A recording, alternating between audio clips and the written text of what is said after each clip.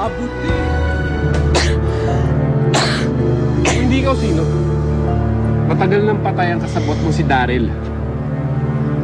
Patay?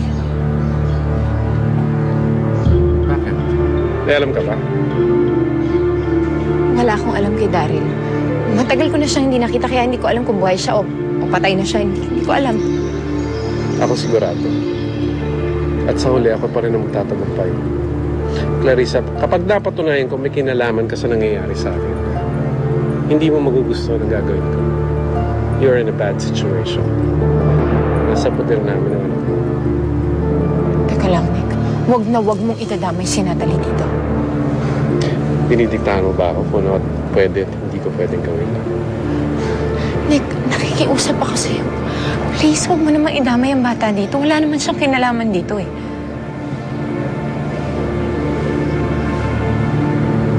Nick!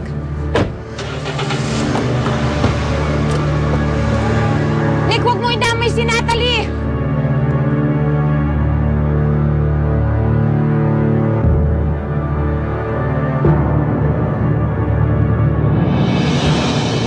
I already talked to Victoria's secretary. She's having her board meeting right now. And I'm sure after that meeting, she's gonna be the new CEO of Oriental Bank. Nasa kanya tayo. Anong ibig mong sabihin?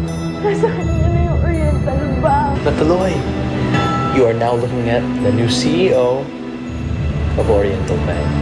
Jerome, nakikiusap ako. Huwag mong ipasara ang konting ito, Foods. Kung wala ang asawa ko ang gusto niya, maybe I'll give you your company back. Responsibilidad ko na protektahan ang anak ko. Kilala ko po kayo. Kaya ko